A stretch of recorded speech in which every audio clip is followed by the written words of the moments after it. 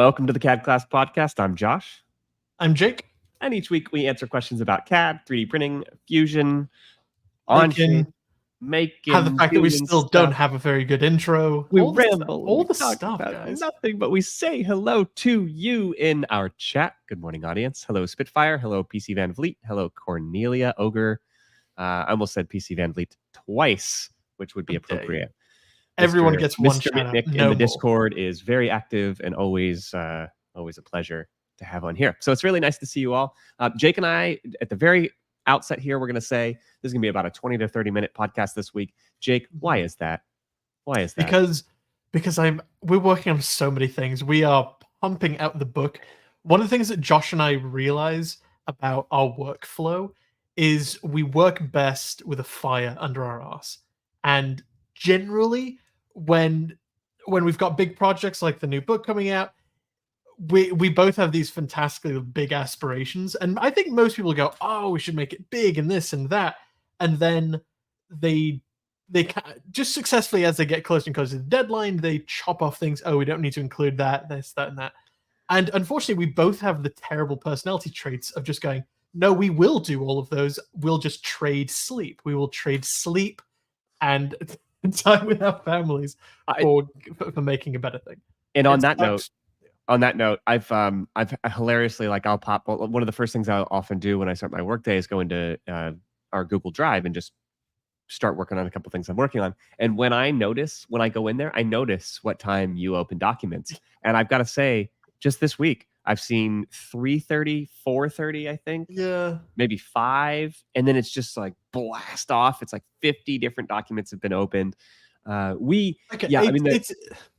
goal really is we don't want to have to continue to put this much work into the revisions. This revision 2, we're like, this isn't done, because in our mind, I think this is a different philosophy of writing books. It's never really done, right? It's like these book writing, it used to be the thing where you had to order a bunch of books and 1,000 of them sat in a warehouse and you couldn't edit it. Those days are gone.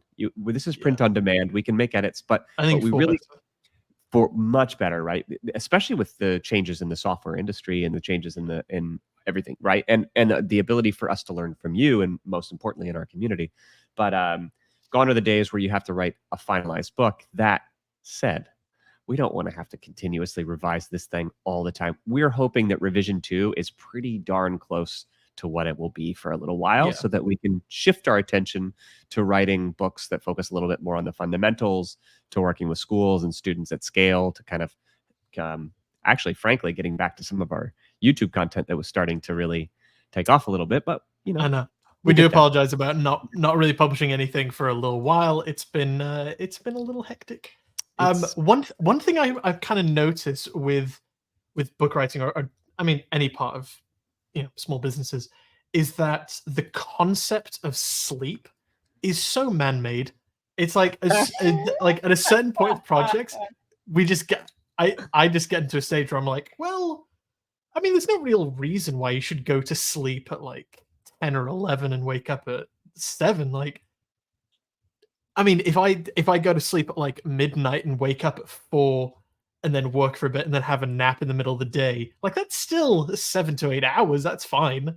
Are you familiar with the movement of people who really tried to hack sleep? Are you familiar with this at all? A little bit. Sleep hacking, where people would try to take these 20 to 30-minute naps spread throughout the day and sleep fewer and fewer hours. I told you about this. I read this. This was originally a Tim Ferriss thing. So for those of you who've read 4-Hour Workweek, he was for my generation. I literally have Tim Ferriss on my desk. You have Tim Ferriss right there? Yeah. Is it 4-Hour Workweek? Yeah. Yeah. So this book, by the way, this book is what really launched me into entrepreneurship.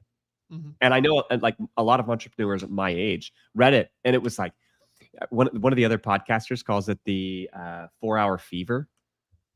Yeah. Where you read the book and then you're like, I'm gonna do it. I'm gonna work no hours, and I'm gonna do none of the work. You know what I think that book really missed? I don't think it intentionally missed it, but one of the things I think that book really missed was the goal isn't to work 4 hours a week. And actually, I think he does say this, so maybe this is a little unfair. The goal isn't to work 4 hours a week. The goal is to spend as much time as possible on things that really matter to you. So it's to do the sort of work that you find rewarding and inspiring, and hopefully that same work is something that. But anyways, I got the 4-hour fever. Largely, I would argue that's probably why this company exists, is because I got the 4-hour fever 20 years ago. I remember reading it. I remember reading that book in a library in Columbus, Ohio. I opened it up. I read the entire thing in 2 days, and I was like, I'm becoming an entrepreneur. And I went to New York City and I started a science tutoring business. That's pretty good, actually. That's a good story. So for everyone that doesn't know, the sleep thing that Josh is talking about, Jerry actually said in the comments, Thomas Edison.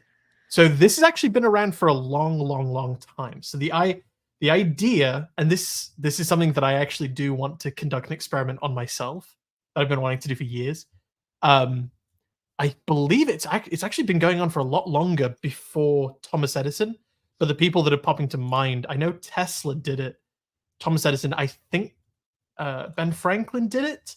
I think Galileo did it as well. But the idea is that as you're transitioning from being awake to being asleep, and you're in this very weird intermediary place, your brain is relaxed, but still working down, but still kind of awake. And so it's incredibly fluid in an idea sense. And so you are most creative, but unfortunately, obviously, as you're going to sleep, that creativity kind of disappears. So the whole point of the sleep experiment is that it lasts 2 weeks. You stay up for the first 48 hours, so you're exhausted, and then you only sleep in 20-minute increments. So you sleep for 20 minutes, stay up for 4 hours, 20 minutes sleep, 4 hours, and you do this for 2 weeks, and you have to sleep in a chair with a steel ball. That's what Tesla did. And as you're falling, I'm trying to get close to the mic and still do this. And as you're falling asleep, obviously you drop the steel ball and it wakes you up. And then you have a pen and paper next to you and you scribble down all your ideas. And then you can go to sleep for 20 minutes. And then you're up 4 hours later. And it is, and the whole idea is that as most of the things that you scribble down are absurd. They're ridiculous. They are literally the ramblings of a sleep-deprived maniac. But every once in a while, you will really strike gold. I don't know how apocryphal this is, but I think that Tesla came up with the idea of essentially the modern electric motor during his sleep experiments. Like, that's what was going in his brain. Like, I think I can harness magnets and coils to move stuff. Are you telling me you're trying to bring out your inner Nikola Tesla? Is this what I'm hearing? A little bit. I didn't know this. I've been there is an actual Nikola Tesla museum in I think Serbia. I would love to go. Yeah, I want to go to. Do you know there's actually a big debate between if he's Croatian or Serbian? I didn't know. Because he was, I believe, I might have mixed this up. He was born in modern day Croatia, but when he was born, it was Serbia. And obviously, he's one of the most famous scientists of all time. So he's Serbian. It's a little back and forth, and both countries claim him, and yeah, kind of fascinating. It's something that I've wanted to do for a long time. It's like the first flight in the U.S. where, what is it, Ohio, and where the flight was taken? North Carolina. They're always fighting about it. Oh, well, it was like our person, but like he flew to Europe. Like, so I see. Oh, right. Like this is the same thing. We still have it. It's in the Smithsonian. The Wright brothers plane. That's another. We haven't talked about CAD or 3D printing at all, so we need to get onto this. We don't need to get onto anything, actually. We didn't have a lot to talk about today because we've been our faces down in the book. This is kind of a nice little ramble. I have one little thought to add to that, which is, go on. I have never read of anybody who can successfully keep up a long-term sleep experiment like that. Because there was a big movement for a while. People were like, oh, well, maybe I can just hack my sleep and not do it and get like 3 hours of sleep a night or like a day sporadically spread out. And I've never heard of somebody being able to sustain it for a long period of time. I think it's a population thing. I think there's a small population who are completely fine on 4 hours of sleep and they can function as a human being. I'm not one of them at all. 4 hours brutalizes me. No. And I think one of the funny things about running a company is that sleep in the middle of the day is sometimes the most effective thing that you can do. So I find myself taking naps. And actually, when I think back to my college experience, I took naps regularly. If I were studying CAD, for example, let's bring it back. Like that tie-in right there. Go on. That was a good If I time. were studying CAD, for example, I would assume that I would go to the library, let's say, and I would study for the first 20 minutes, and I knew for sure that would make me tired enough to sleep, and I would just put my head down and sleep for a half hour, and I'd wake up and I could study for another 2-3 hours. And it Yeah. gave me just like extra energy to do it. And so I became known as the guy who just slept in the library because the first 20 to 30 minutes, at some point, I was going to fall asleep. So you put my brain through a hard task, and it's like, yeah, whoa, I'm Yeah. out. And then I wake up and I'm good to go. So I think I'm way more effective. But let's see. We only a couple of I made of things this week, but I did see somebody posted something that I mentioned. What was posted? Actually, there's only a couple I made of things, but Connie also posted her LED. Did you see the That's LED? right. Yes. Yeah. So we don't want to miss that. So I have actually been thinking about this literally since last night, since I saw Connie's thing, and I'm like, that's rad. I have clear resin for my resin printer. I kind of want to make a giant LED. Yes. But I was like, I was actually this is how kind of I think all makers operate, is as we're dreaming, we're solving problems about how to do it. I'm like, oh, okay, well, if it's I want to turn it into a flashlight, then one of the legs can be the handle, and I can print it, flat so it's nice and strong. Oh, but if I make it kind of large enough the scale, then I can fit all the batteries inside it, and that becomes where the storing mechanism. And then I'm like, okay, then I have to do the math. How many batteries can I fit in there? Then that decides how big the actual LED inside the big. That's just how we roll, and it's totally manic, and I kind of love it. I kind of love that part of our community. I love the idea of a 3D printed giant LED flashlight. I love that. I think that'd be a ton of fun. I need one of those. So go ahead. Yeah. Could you, in your downtime, could you just go ahead and get on that, Jake? I'll be right on that as soon as I finish. Yeah. All right. As soon as I finish up. I made a thing. So one of our favorites. Really quick from Ogre, simple knobs to replace the Harbor Freight ones that break. First off, as a lover of Harbor Freight, how dare you say that anything they make has broken? How dare you say that? But this is fantastic. I actually have no idea what this is. It's a manifold gauge set. Not a clue. Not a clue. You know what's kind of funny here, though? Super simple, though. Simple to you, Ogre. Simple to you, but not simple to most people. So I encourage you to remove the word simple. I think because once you get to know something, it does seem simple. And especially when you compare it to something like a jet engine, you go, oh, that's so complex, right? But amazing work. Don't talk yourself down calling it simple. It's awesome. I'm really excited for the days when who knows if it will ever happen or if it will ever become as ubiquitous, but the kind of holy grail manifesto of 3D printing in a functional sense is like, I have a product, something broke on it, somebody has recreated that part in CAD and it already has the 3D printed files. I can then send it to a 3D printer. I don't need to slice it and it goes up. So I would look up this part, go through all the parts, click on the knob handle, and then click print on my phone and it gets sent to my printer. And Bamboo's kind of doing that a little bit, but I think they're getting there. The categorization of every single product and every single part that can be broken is so scattered, and I would love for that to be a part. But obviously, there's so many different types of 3D printers. But it is doable, and also with computer vision, it's definitely doable, right? I don't think there's any reason you can't just upload all the CAD models for all your files and have computer vision built in and take a photo of what it is that you need and have vision recognize the different parts. Like even think about like this. Think about if you're not an auto mechanic and you're trying to repair something in your car, how often do you look at a sea of stuff and wonder what the heck is in that sea, right? Simple computer vision pointed at it. What am I looking at here? Oh, that's your gas cap. Oh, that's your alternator. Oh, that's your radiator. Oh, that's that's where the radiator fluid goes. If the car companies, like this is the right to repair movement as well. I think they're blended. Like if the two of them could actually get together, I think they could drive a real movement. And that's kind of what the Framework laptop was trying to do as well, I think. Really open source a lot of this development. So I guess obviously I'm not sure how successful they are. They've had some success, but not massively successful. But I don't think I don't think we're that far off. And I we don't think talked we're about far this off either. before. The Ford Maverick, I do think open sourced a lot of their designs, and it's not quite as simple as we're saying right now. But I do think a lot of the CAD models to fix, edit, modify are all built in.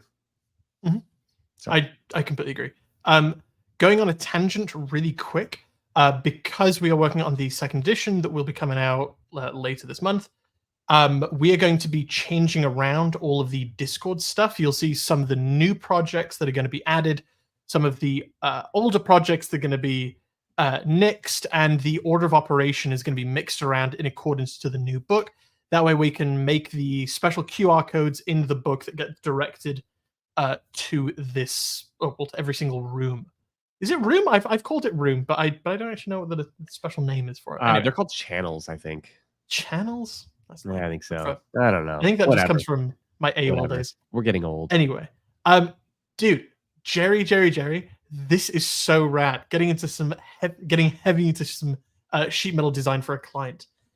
Dude, this is so rad. It's an anti-theft mailbox, essentially, but super duper simple in its outward appearance, but obviously very complex on the inside.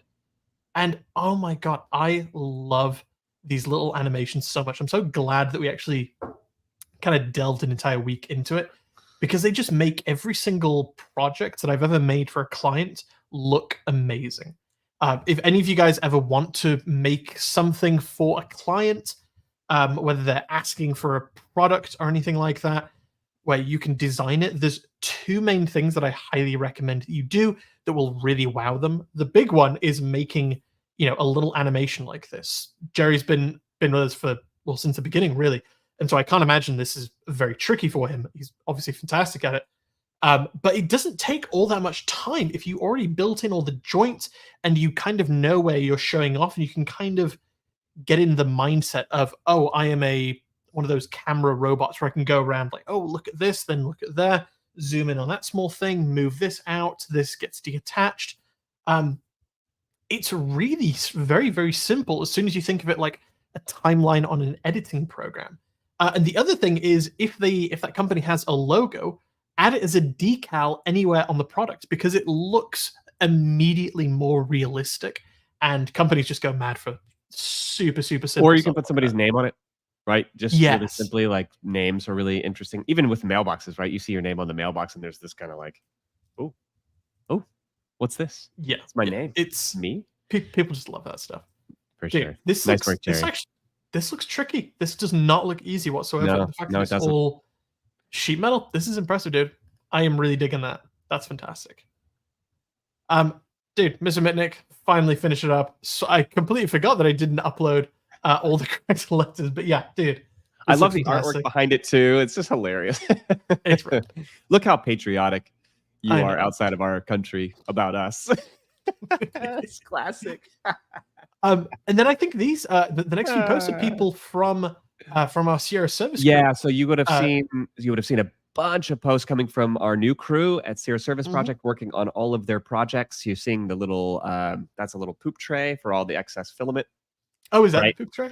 That's the poop tray right there. Just clips right in place. It's super simple. But one of the things that happened with that cohort, which is exactly what we predicted, is the bamboo is so simple to use. It turns out everybody's using it every day. So they're really all getting better at the slicer. They all made a couple of things on the first day. We're working on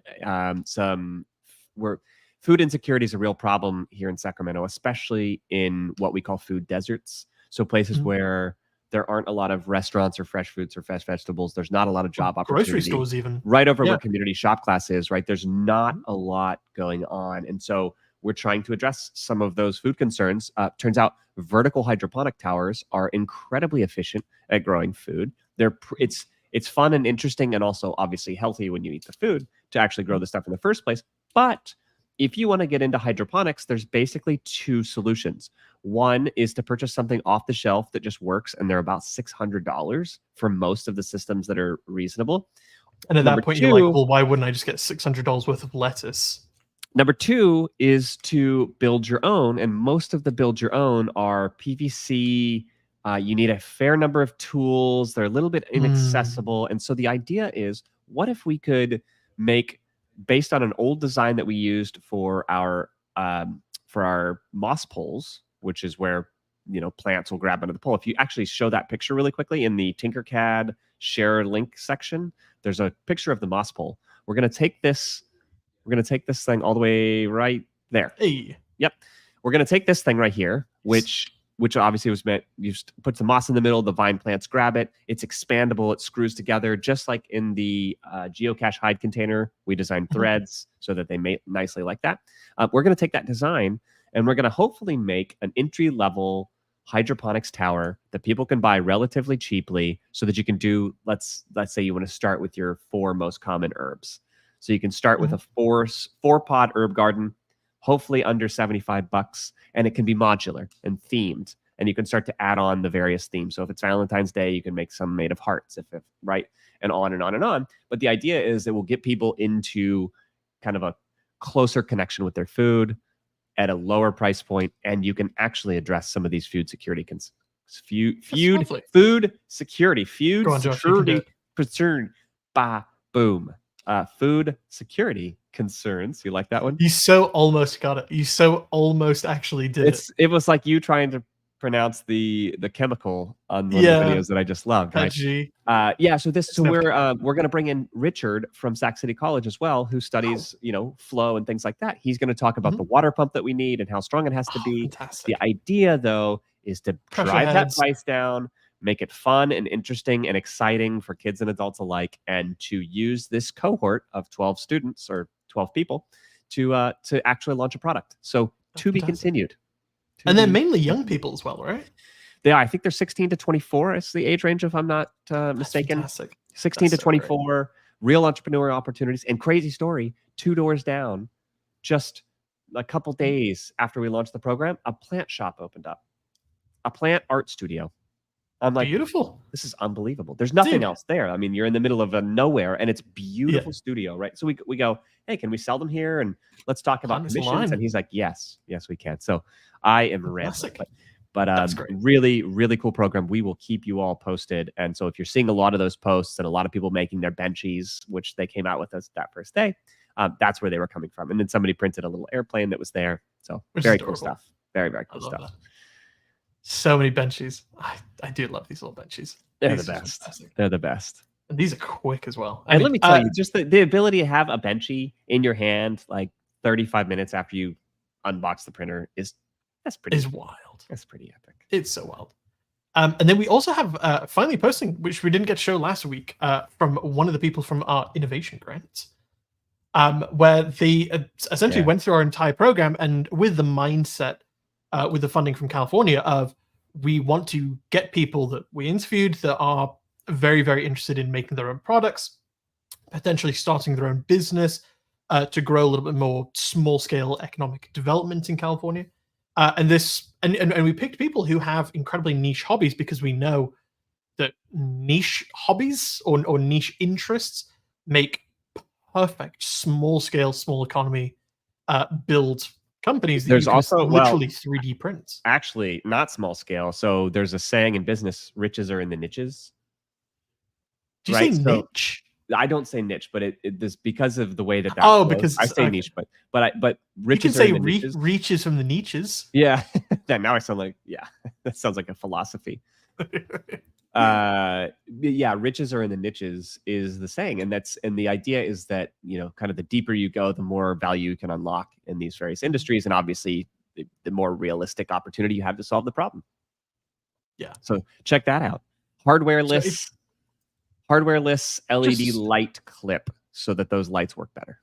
Just super duper simple stuff. It's really fantastic. Clean. Yep, really clean. Lovely, lovely, lovely. I think that was the end of it. But then, just as I was talking, Joshi's now working on another battle bot, which looks rad, dude. I am every single time you post all these stuff, I'm just so stoked, so stoked. Yeah. We may be doing a little bit more work behind the scenes with a local battle bot organization. We'll let you know if anything fun happens from it. We'll grab some videos, grab some footage for you guys. But yeah, that might be coming around the corner. But I think that's going to be it. No, that's a lie. Edison Bulb, Connie, blowing our minds. No, where was it? It was in there, Describe wasn't what it? I'm Oh, is it maybe in challenges? What's in that? What's that one though? That one's something too. What's the bottom? What's that? What's that Grandpa one? makes. Yeah, That's he made pretty the LED sweet. as well. Grandpa makes. That's Yeah, pretty rad. beautiful. Challenges? Yes, there we Yeah. go. Oh, Look that's at awesome. that. You know what I love That's so is rad. when we're teaching LEDs, you plant the flag in the ground, so that's the thing that's kind of shaped like obviously like a triangular flag-like shape is the ground, is the negative. I must have said that. How many times did you say that when we were teaching, Jake? I I think I don't must think have I said ever it did. 1,000 times. Plant the Yeah? flag in the ground, but I was always trying to describe to people like how you can tell whether or not it's a positive or negative on the LED. And it's really hard to see inside those LEDs. So having a model like this, and also to your point, your project earlier, having something that you can actually blow up and show people and then talk is amazing. So in addition to obviously the work that went into building the model, which is why we're here in the first place. So shout out Connie. Oh, Dude, rad. and then Connie Absolutely had something above it too. She remember on the podcast we shared a little Yeah. model here. She made it. She made it. Nice. Did it. I bet. God, Look. that's so complicated. That's so busy. If you can make complex stuff like this and keep it organized in your head, dude, you are so ahead of the game. That's fantastic. That's right. And making simple little stuff like this. God, I love simple stuff. This is fantastic. All right, man. Okay, so one things I wanted to chat about really quick, before we go back, is I'm tentatively working on a big project. So I think I've talked about it a few times in the past. I've been working on the CAD design to make a real life R2D2 for a long time. For like it's been on the back burner for a couple of years. Because in the community of people that build R2D2s, they say like, dude, it can take anywhere between 5 years and 20 years. It's one of those projects that just never ends. You can always change it up. You can always add more accessories. Oh, I want it to be remote controlled. I want to do this. I want to make noises.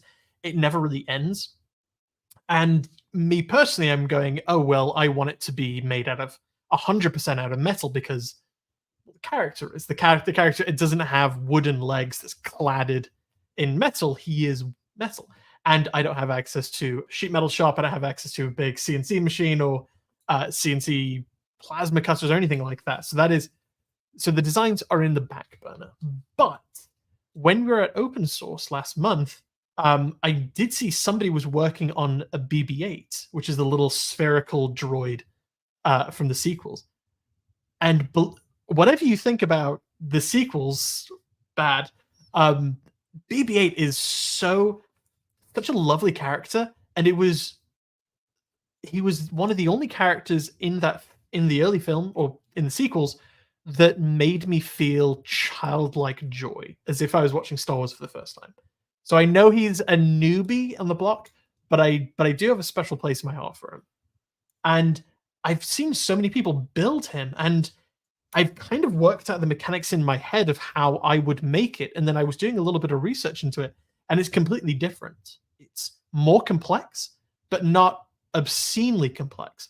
And I was kind of looking at the design last week, and I was like, oh wow, I feel like I could make this. But all the designs that I've seen, they were 3D printing it. And I'm like, okay, well, the original prop wasn't all metal. It was a fiberglass mold. That's plastic. So I think to me, ethically, I need R2D2 to be metal. That's just kind of how it goes. But I'm ethically okay with BB8 being plastic. Because he was a ethics are in fiberglass. front of this discussion. This is so It is a little ridiculous. bit. It is a little bit. And Morally, ethically. morally and ethically, Okay. yeah, a little bit. And I was kind of looking at it, and I'm like, I see all the recurring patterns, and I know how big his head is. It's about 300 millimeters in diameter, just under. And I was like, that's very 3D printable.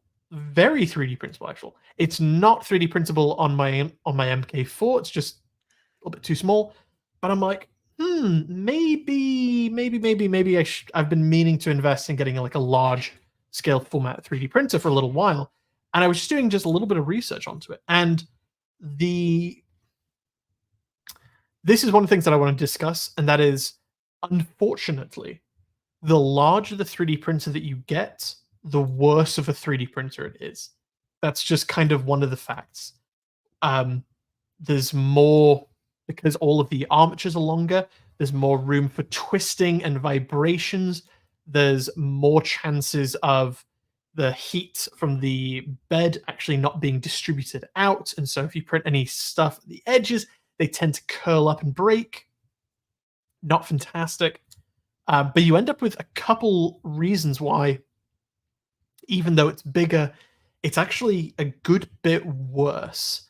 And obviously, because it's larger, they're more expensive, like 2 to 3 times more expensive. Like all the ones that I was looking at, the bed slingers and all of them, they were $500 easy. And I'm like, well, I like my 200 mil cube 3D printers because it's that nice size where it's big enough to print damn near everything, but it's small enough to where you get really good prints out of it. And as soon as you get bigger, that quality just decreases. And I was just kind of messing around thinking about, oh, where can I get it kind of cheap? And so I was just looking on Craigslist, and there's a guy selling one, selling an Ender. Oh God, what is it? CR10. CR10, thank you. CR10 V2. And they came out in late 2019, early 2020. And he was like, oh, the extruder motor and the thermistor needs to be broken, but it's $30. And I'm like, the only project in mind that I'm thinking about printing with this big thing would be a BB8. There's nothing else really. Some odd things for clients every once in a while, but that's like the only thing. And I'm like, do I get it now and fix it up for less than $30 worth of parts? And then it just kind of sits here for a little while? Or do I just kind of wait on it? I don't know. I would love the opinions of the chat I'll and give of you you, my Josh. opinion. Yeah, I'll give you Go my on. opinion. Yeah. I would ask you what your time is worth first. Well, okay. So Second, the time to fix it is pretty quick. They use the exact same motor as the Ender 3. So you unstring 4 bolts, plugging it in, done. And then the thermistor, you just take off the hot end, unscrew Phillips head, put it in, it's done. if the assessment is correct. Yeah, that's true. And that's a big if. Yeah. And that's also if you discover nothing else wrong with it. So why did those things go bad in the first place? Was it used heavily? When you start printing, what else are you going to have to do? You're going to have to calibrate it. You're going to have to, right? You're going to have to dial it in. You're going to spend some time trying to figure out why it's not getting the print quality that you want. So I would argue, especially for the DIY fix-it hobby enthusiast like us, my argument would be you're going to spend 5 to 10 times more time fixing it up than you originally anticipate. Not because you won't necessarily fix it, but because you're going to have to chase down so many little bits and doodads. So my estimate for time fixing it would be a week of your time to get it up and running and working and printing of the quality you want. And if anything less than that would be a win. So that's thing number one. Thing number two, why not use it as an opportunity to continue with joining around the constraint of the 3D printer? So joints, right? And also, if it's about quality, you're going to get like you said, you're going to get a higher quality print with these smaller printers. Then you can do something like adding Bondo and actually finish it and use it as an opportunity, or whatever material you want. But you can use it as an opportunity to actually paint it or work with some other material to make it look less 3D printed and more just like the thing you're doing. So joints, you can already design it around joints. It's just going to change the way you think about making the design. Higher quality with a smaller printer, and time to actually fix the machine is going to be a problem. That's my 2 cents. Curious to know. Joester says $30 is worth it for him. Everybody is saying, go for it. It's a good price. It is. If it doesn't take up 40 hours of your time. Now, there is another one on Craigslist near me that's almost identical. But apparently there's nothing wrong with it, but they're selling it for $100. Yeah, so just go, hey, I'll give you $65 for it, $80 for it. The gamble is I wouldn't fix it yourself, not because we can fix things. The problem becomes what do we want to spend our time on? You and I talk about this a lot. Maybe this is a great podcast topic to end on. I think as you get deeper and deeper down the maker rabbit hole, and as we get further and further down the company building rabbit hole, the question we have to continuously ask ourselves and be relentless about is what do we want to spend our time on?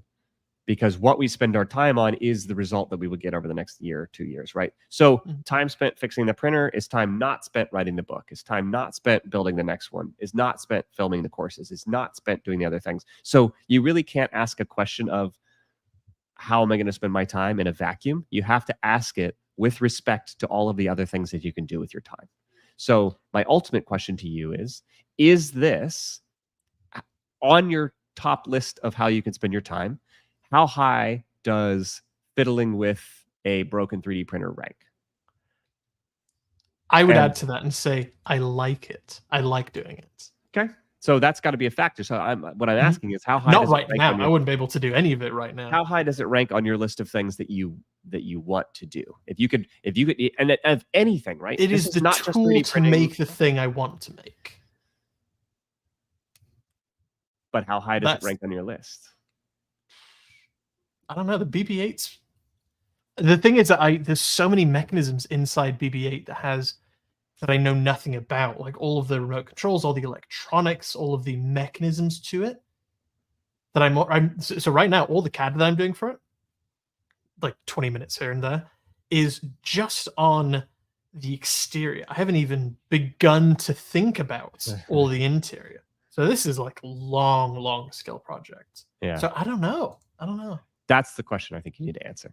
Is like just continuously moving around those time allotments, because I think the risk is just to continuously, I have this, right? Like my car, I can spend some time getting it even better running than it currently is. That might be a decent use of my time. But lately, even though I know how to fix my car, I've been taking it to a mechanic because I go, well, I think it's probably better if I focus on building the website or building out the next book or finding the next collaborator or trying to write the next grant or doing the things that I think I can bring a little bit more value with. That said, I don't also enjoy working on my car all that much. It's in the beginning, I enjoyed it because I wanted to learn all the things. Now I'm just like, this is dirty and I'm going to get, I don't have the tools that I need, which frustrates me because I don't want to invest in it, right? So there's all these other things behind it. So it doesn't quite have that same punch, but yeah, I think that's the question and it's got to be unique for everybody. And so for those of you in our audience, I would ask you the same thing is when you're thinking about picking up a new project, simply ask yourself, where does it rank